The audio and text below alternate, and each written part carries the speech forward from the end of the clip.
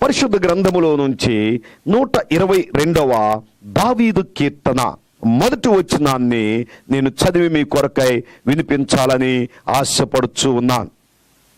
యెహోవా మందిరమునకు వెళ్ళుదమని జనులు నాతో అనినప్పుడు నేను సంతోషించితిని. గమనించండి, దావీదు తన యొక్క జీవితంలో ప్రజలు యెహోవా మందిరమునకు వెళ్ళుదమని చెప్పినప్పుడు దావీదు సంతోషించినట్లు మనం చూస్తూ ఉన్నాం. ఈ లోకములో మరి ఒక సంతోషకరమైనటువంటి వర్తమానము ఏదైనా ఉంది అంటే అది దేవుని సన్నిధికి వెళ్ళుట అనేటువంటిది మాత్రం మనము గ్రహించాలి. ఎందుకంటే ఈ లోకములో ఎక్కడికి వెళ్ళినా, ఏ వార్త విన్నా, ఏ ఆలోచన చేసినా ఏదో ఒక రకముగా అతడు నష్టపోతున్నాడు, అతడు కష్టపడుతున్నాడు, అతడు ఇబ్బందులు పడుతున్నాడు. కాబట్టి దావీదు జీవితంలో కలిగినటువంటి ఒక ఆశీర్వాదకరమైన జీవితం, ఒక శ్రేష్టమైనటువంటి జీవితమును బట్టి ప్రజలు, జనులు మరి దావీదుతో మేము దేవుని మందిరమునకు వెళుతున్నాము అని చెప్పినప్పుడు దావీదు సంతోషించాడండి.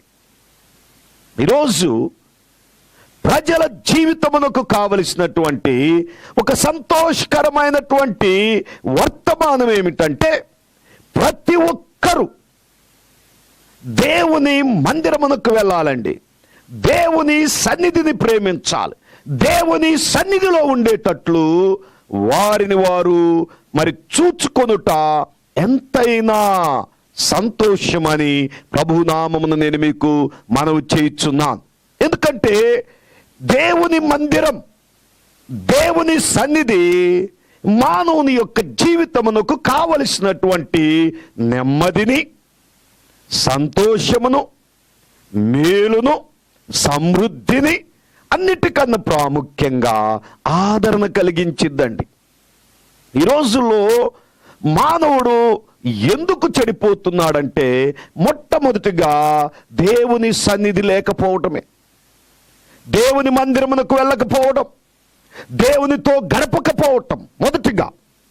రెండవదిగా మానవుడు ఎందుకు చెడిపోతున్నాడంటే సరైనటువంటి గైడెన్స్ లేకపోవటం. పెద్దల ఆలోచన లేదు, దైవజనుల ఆలోచన లేదు, తల్లిదండ్రుల ఆలోచన లేదు. వారి ఇష్టానుసారముగా వారు నడిచి కష్టపడి నష్టపోయినాక వారు చాలా ఇబ్బంది పడతా ఉన్నారు. కనుక చాలా ప్రాముఖ్యంగా మనుషులు చెడిపోవడానికి గల రెండవ కారణం ఏమిటంటే దెర్ ఈజ్ నో గైడెన్స్. ఒక చక్కని మరి సలహాదారుడను కలిగున్నప్పుడు వారు చెడిపోరు. మూడవదిగా చాలా ప్రాముఖ్యమైనటువంటిది ఫెలోషిప్ విత్ గాడ్. దేవునితో సహవాసం ఉండాలి. మొదటిగా దేవుని సన్నిధికి రాకపోవటం, రెండవదిగా ఒక చక్కని నడిపింపు, నాయకత్వం కింద ఉండకపోవడం, మూడవదిగా దేవునితో చక్కని సహవాసం లేకపోవడం. అందుకే మానవుని యొక్క జీవితం ఈ భూమి మీద చెడిపోతుంది, నాశనం అయిపోతుంది, భ్రష్టులైపోతూ ఉన్నారు. దయచేసి గమనించండి. ఈరోజు మనుషులు ఎంతో సంపాదిస్తున్నాం, ఎంతో కష్టపడుతున్నాం, ఎంతో అభివృద్ధి చెందుతున్నాం అనుకుంటున్నారు. కానీ అదంతా కూడా మోసం అండి.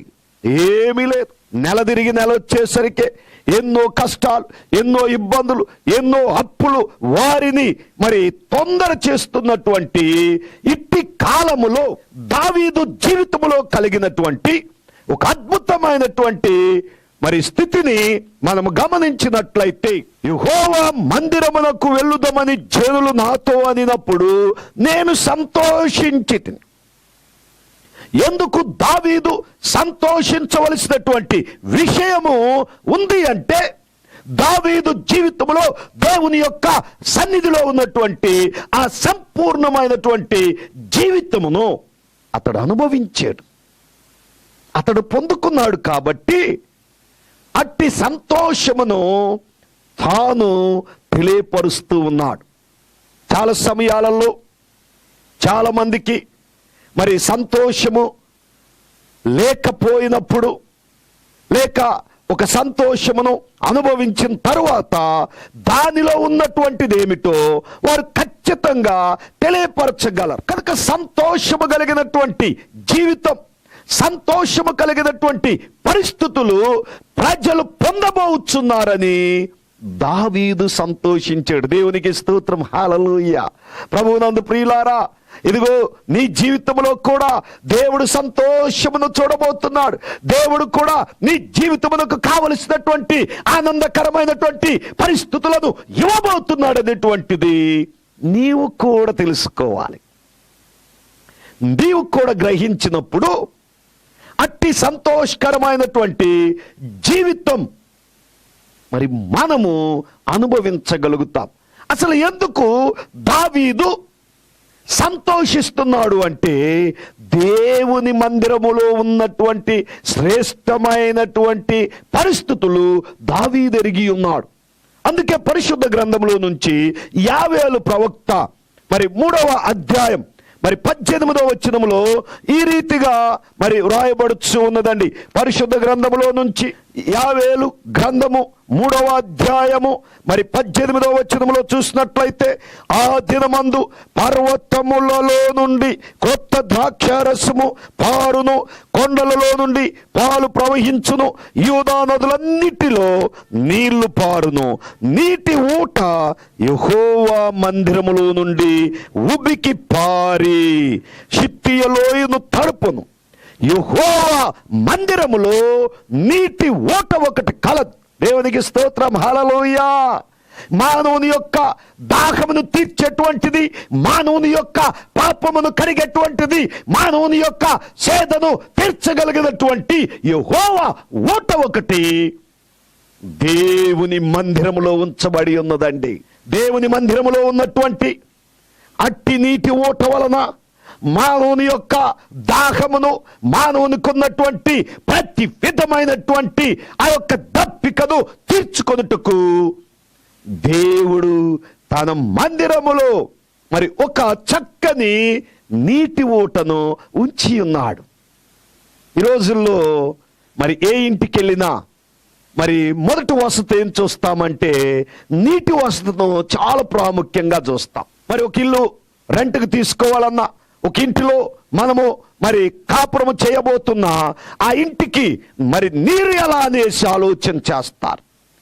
చాలా ప్రాముఖ్యం. ఈ రోజుల్లో నీటి అవసరత ఎంత ప్రాముఖ్యమో తెలిసినటువంటి నీవు దేవుని యొక్క మందిరములో నీటి ఊట ఒకటి కలదు అని నీవు ఈరోజు తెలుసుకోవాలి. ఈ నీటి ఊట ఉండుట వలన అనేక మంది యొక్క దాహము తీర్చబడుతుంది. అందుకే యేసుక్రీస్తు వారు అనేటువంటి మాటను నేను మరొకసారి మీకు జ్ఞాపకం చేస్తున్నాను. ప్రయాసపడి భారం మోయుచున్న సమస్త జనులారా నా యొద్దకు రండి, రండి. దేవుని సన్నిధిలో ఇదిగో నీటి ఊట కలదు. మీ దాహమును తీర్చుకోండి, మీ దప్పికను తీర్చుకోండి. ఈరోజు లోకములో ఉన్నటువంటి మానవులందరూ కూడా ఎంతో దప్పికతో, ఎంతో దాహముతో, ఎంతో మరి అలసిపోయినటువంటి పరిస్థితుల్లో ఉంటూ ఉన్నారు. అలసి ఉన్నటువంటి ప్రాణమునకు తృప్తి కలగజేయవాడు యెహోవాయే అని మనము తెలుసుకుని ఆ యెహోవా మందిరమునకు మనము వెళ్ళుదమన్నప్పుడు దావీదు సంతోషించాడండి. ఆయన ఎందుకు సంతోషించాడంటే వీరి దాహము తీర్చబడుతుంది, వీరి దప్పిక తీర్చబడుతుంది, వీరి అలసట తీర్చబడుతుంది అని దావీదు తెలుసుకుని సంతోషించడం మొదలుపెట్టాడు. ఈరోజు మానవునికున్నటువంటి దాహము ఎంత భయంకరముగా ఉంది అంటే ధన దాహము, పదవి దాహము. దయచేసి గమనించండి, ఈ యొక్క దాహములు ఈ లోకములో ఎవరు తీర్చలేకపోతున్నారు. ఈ దాహములకు లోకములో ఎక్కడ కూడా ఏ నీటి ఊటలు కూడా సరిపోవట్లేదండి. కానీ మానవునికి కావలసినటువంటి ఆత్మీయ దాహము తీర్చబడుటకై దేవుడు తన మందిరములో నీటి ఊట ఒకదానిని ఏర్పరిచి ఉన్నాడు. అందుకే ప్రవక్త అయినటువంటి యావేలు తన యొక్క ప్రవచన భాగములలో తెలియపరుస్తున్నటువంటి ఈ యొక్క మాట, యెహోవా మందిరములో నీటి ఊట ఒకటి కలదు. దేవుని మందిరములో నీటి ఊట ఉందండి.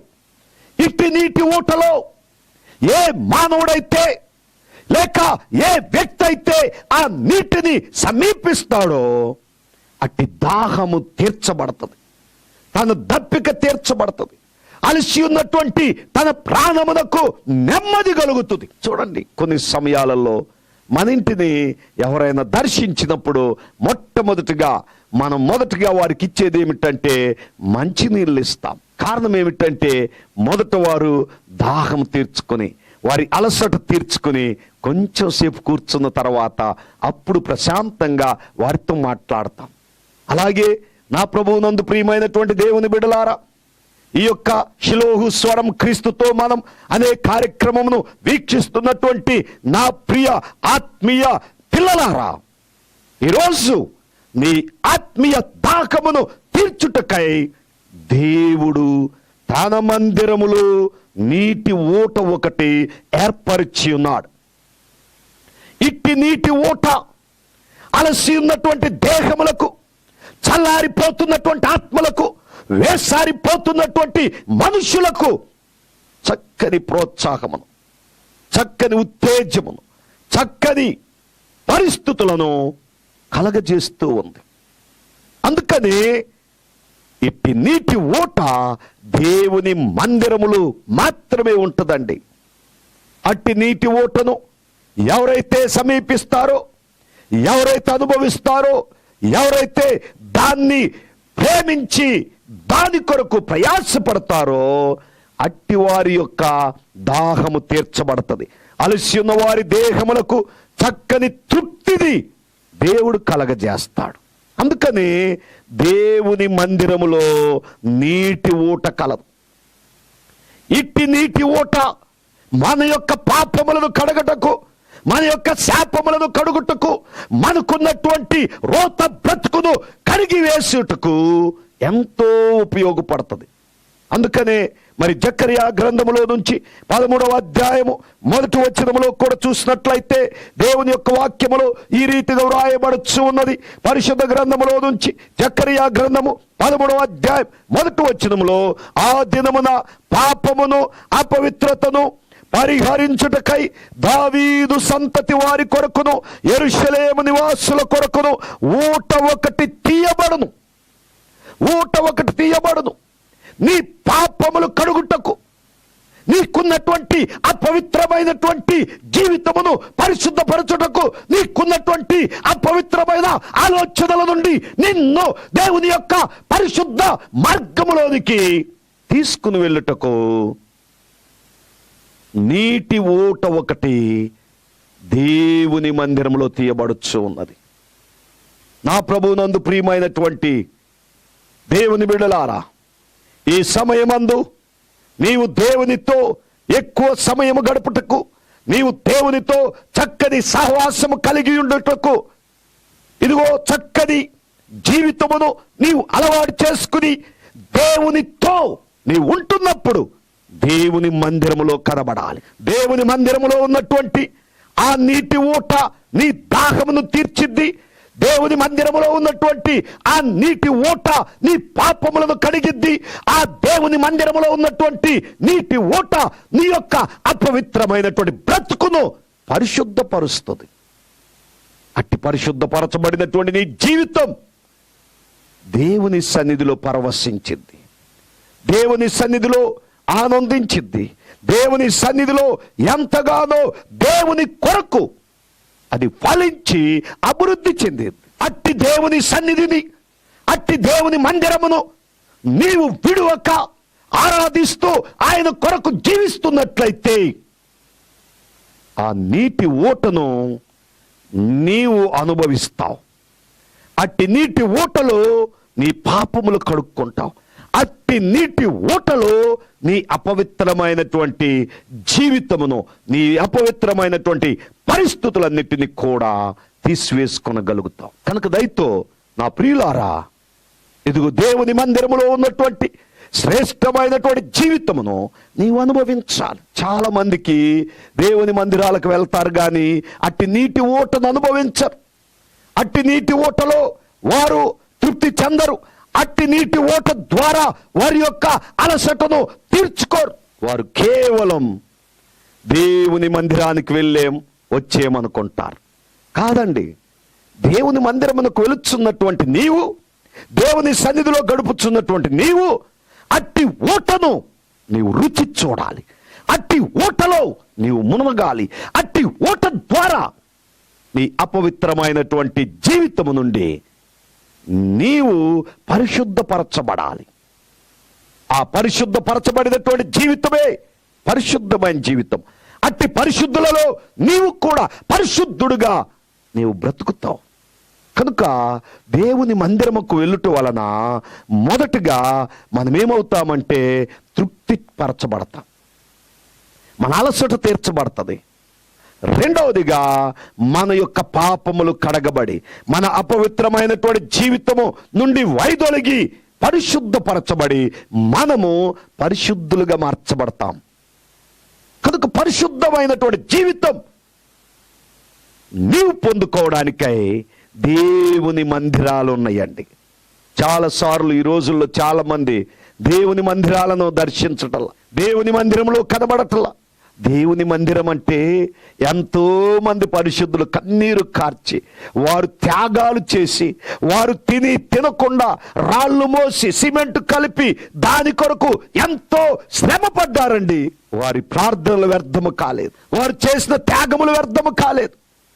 ఎంతో మంది మిషనరీలు, ఎంతో మంది క్రైస్తవులు ఇదిగో దేవుణ్ణి ఆరాధించుటకు, దేవుణ్ణి స్తుతించుటకు, అనేక మంది జీవితములు తృప్తి చెందుటకు, అనేక మంది యొక్క దాహము తీర్చబడుటకు దేవుని మందిరాలు కట్టబడ్డాయి. అట్టి దేవుని మందిరములో గనక నీవు ఉంటున్నట్లయితే, అట్టి దేవుని మందిరమును నీవు దర్శిస్తున్నట్లయితే, ఇదిగో నీ కొరకు దేవుడు ఒక ఊటను తీసి ఉన్నాడు. అట్టి ఊట ద్వారా నీవు తృప్తి చెందుతావు, నీ యొక్క అలసట తీర్చబడుతుంది. రెండవదిగా అట్టి ఊట ద్వారా ఇదిగో నీ జీవితంలో ఉన్నటువంటి పాపము కడగబడుతుంది. నీకున్నటువంటి అపవిత్రమైనటువంటి పరిస్థితుల నుంచి నీవు విడుదల పొందుతావు. విడుదల పొందటమే కాకోకుండా ఇదిగో దేవుని యొక్క ఆశీర్వాదాలకు వారసుడు అవుతావు. దేవుని మందిరములో ఉన్నటువంటి చక్కని శ్రేష్టమైనటువంటి జీవితమును మనము కలిగి ప్రభువులో ముందుకు సాగిపోవాలండి. నా ప్రభువునందు ప్రియమైనటువంటి దేవుని బిడ్డలారా, ఈ మాటలు వింటున్న నీ జీవితంలో ఒక అద్భుతమైనటువంటి ఆలోచన రావాలి. అయ్యో, నేను దేవుని మందిరమునకు వెళ్ళక, అయ్యో నేను దేవుని సన్నిధిలో కనబడక ఎక్కడికెక్కడికో వెళుతున్నాను, ఏమేమో చేస్తున్నాను, ఏమిటి ఈ పరిస్థితి? కొన్నిసార్లు కొంతమంది దేవుని మందిరంకు వెళ్ళకోకుండా అక్కడికి తిరుగుతారు. ఆఖరికి చనిపోయినప్పుడు శవాన్ని తీసుకుపోతారు దేవుని మందిరంలోకి. ఎంత విచారకరమైనటువంటి పరిస్థితి అండి. బ్రతుకున్నప్పుడు దేవుని మందిరానికి రారు, చక్కగా ఉన్నప్పుడు దేవుని మందిరంలో కనబడరు. చక్కగా వారికి దేవుడు మంచి పరిస్థితులు ఇచ్చినప్పుడు వారు దేవుని యొక్క సన్నిధిని ఏ మాత్రము ప్రేమించరు. గాని వారు మరణించిన తర్వాత మాత్రం చక్కగా తీసుకుని వస్తారు. ఎంత విచారం! అందుకే ఈరోజు నీ జీవితంలో నీవు తెలుసుకోవాలి. దేవుని మందిరమునకు వెళ్ళుదామని జనులు నాతో అనినప్పుడు నేను సంతోషించి తిని అని దావీదు ఎందుకు ఆ మాటను తెలియపరుస్తున్నాడంటే, దావీదు జీవితంలో అట్టి అనుభవాన్ని పొందుకుని ఉన్నాడు. కనుక దావీదుకు తెలుసు దేవుని మందిరములో నీటి ఊట ఒకటి ఉంది. ఆ నీటి ఊట వలన ఇదిగో మనుషుల యొక్క దాహము తీర్చబడుతుంది. అట్టి నీటి ఊట వలన వారి పాపములు కడగబడతాయి, వారికి పరిశుద్ధమైన జీవితము ఇవ్వబడుతుంది.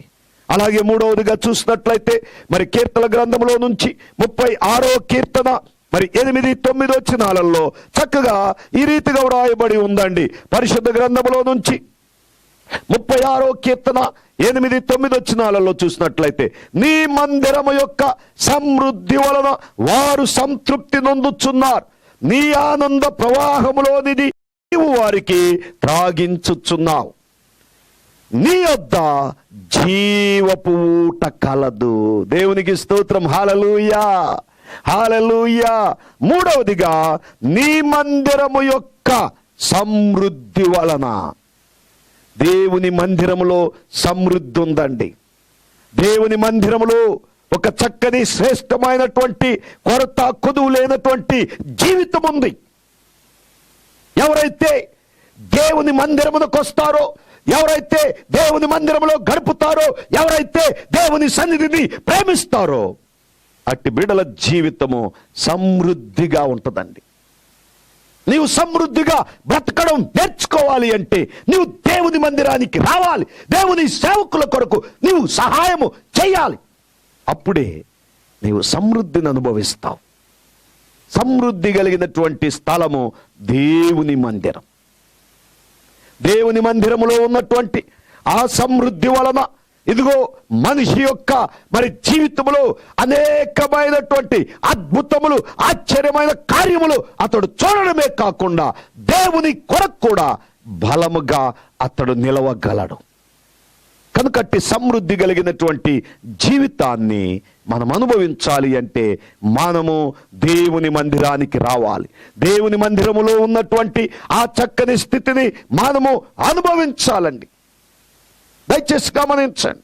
ఈ సమయమందు నీ జీవితంలో దేవుని మందిరమునకున్నటువంటి ఒక ప్రత్యేకతను నీవు తెలుసుకోవాలి. దేవుని యొక్క సన్నిధిలో ఉన్నటువంటి ఆశీర్వాదము నీవు అనుభవించాలి. దేవుని యొక్క మందిరములో ఉన్నటువంటి అభిషేకము చేత నీవు అభిషేకింపబడాలి. ఎప్పుడైతే దేవుని మందిరములో దైవజనులు వాక్యం అందిస్తారో, దేవుని సేవకులు ప్రార్థనలు చేస్తారో, విశ్వాసులు దేవుని నామమును స్తుతించి ఆరాధిస్తూ ఉంటారో, అక్కడ పరిశుద్ధాత్మ శక్తి వారిపైకి దిగినప్పుడు, పరిశుద్ధాత్మ చేత వారు నింపబడి పరిశుద్ధాత్మలో ఆనందిస్తూ, పరిశుద్ధాత్మలో వారు సంతోషిస్తూ, పరిశుద్ధాత్మలో వారు ప్రభువును మహింపరుస్తూ ఉంటే ఆ గొప్ప ఉజ్జీవం, ఆ గొప్ప ఆత్మీయ ప్రవాహం నీవు అనుభవించగలుగుతావు.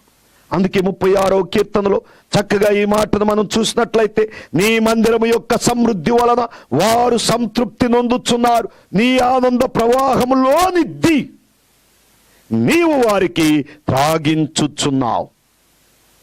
నీ ఆనంద ప్రవాహములోనిది దేవుని యొక్క సన్నిధిలో, దేవుని యొక్క మందిరములో, దేవుని యొక్క నామమును స్తుతించుటకై మనము ఏర్పరచుకున్నటువంటి స్థలములో ఆనంద ప్రవాహము నీకు తెలియకుండానే వస్తూ ఉంటుందండి. ఆనంద ప్రవాహములో నీవు నిలవబడినప్పుడు, ఆనంద ప్రవాహములో నీవున్నప్పుడు ఆశ్చర్యరీతిగా, అద్భుత రీతిగా ఆ ప్రవాహములోనిది నీవు త్రాగుతావు. అందుకే యోహాను సువార్తలో ఒక మాట ఉంది, వారి కడుపులో నుండి జీవనదులు బయలు వెళ్ళును. ఎందుకంటే నీవు దేవుని మందిరములో ఉన్నటువంటి ఆనంద ప్రవాహములోని, నీటి ఊటలోని ఆ నీరును నీవు తాగి ఉన్నావు. కాబట్టి అట్టి ఆనంద ప్రవాహం నీవు ఎక్కడికి వెళుతున్నా అది నీలో నుండి బయటకు వస్తుంది. అది నీలో నుండి మరి అనేక మందికి కనబడతా ఉంటది. ఆనంద ప్రవాహం దేవుని యొక్క సన్నిధికి వచ్చినటువంటి నీ జీవితంలో, దేవుని మందిరంలో గడుపుతున్నటువంటి నీ జీవితంలో గొప్ప ఉజ్జీవం, గొప్ప ఆశీర్వాదకరమైనటువంటి ఆనంద ప్రవాహమును నీవు చూడాలి అంటే ఎదుగు రా దేవుని మందిరానికి. స్తుతించు నీ దేవుణ్ణి, ఆరాధించు శక్తి కలిగినటువంటి దేవుని నామమును. అప్పుడే నీ జీవితమునకు కావలసినటువంటి ఒక చక్కని శ్రేష్టమైనటువంటి ఆనందకరమైన జీవితమును నీవు పొందుకోగలుగుతావు. దేవుని మందిరములో ఉన్నటువంటి సంతోషం, దేవుని మందిరములో ఉన్నటువంటి ఆనందము ఇంత అంత కాదండి. 16వ కీర్తనలో చక్కని మాటను మనం చూసినట్లయితే అక్కడ చక్కని వాక్యాన్ని నేను మీ కొరకు చదివి వినిపించాలని ఆశపడుచు ఉన్నాను. 16వ అధ్యాయము 11వ వచనములో, జీవ మార్గమును నీవు నాకు తెలియజేసెదవు, నీ సన్నిధిని సంపూర్ణ సంతోషము కలదు, నీ కుడి చేతిలో నిత్యము సుఖములు కలవు, నీ సన్నిధిని సంపూర్ణ సంతోషము కలదు. ఈ లోకములో సంతోషము నిమిత్తమై, ఆనందము నిమిత్తమై, దాహము నిమిత్తమై, పాపములు ప్రాయశ్చిత్తము నిమిత్తమై మనుషులు అనేకమైనటువంటి కార్యాలు చేస్తూ వారి సమయమునంతా వ్యర్థం చేసుకుంటున్నారు. నేటి దినమున మానవుడు పడుచున్నటువంటి ప్రయాసం, ప్రభుత్వం పడుచున్నటువంటి ప్రయాసం, ఇవన్నీ వ్యర్థమండి.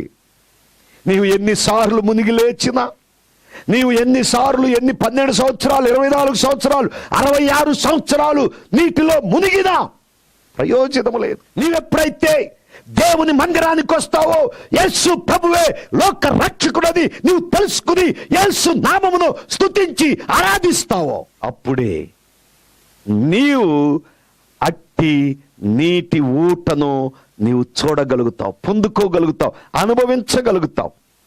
కనుక నా ప్రభువునందు ప్రియమైనటువంటి దేవుని ప్రియులారా, ఈ సమయమందు ఇదిగో దేవుని మాటలు, దేవుని యొక్క వాక్యమును వీక్షిస్తున్న నీ జీవితంలో అట్టి నీటి ఓటను నీవు చూడాలంటే నేడే దేవుని మందిరమునకు వెళ్ళడానికి నీ మనస్సును సిద్ధపరచుకో.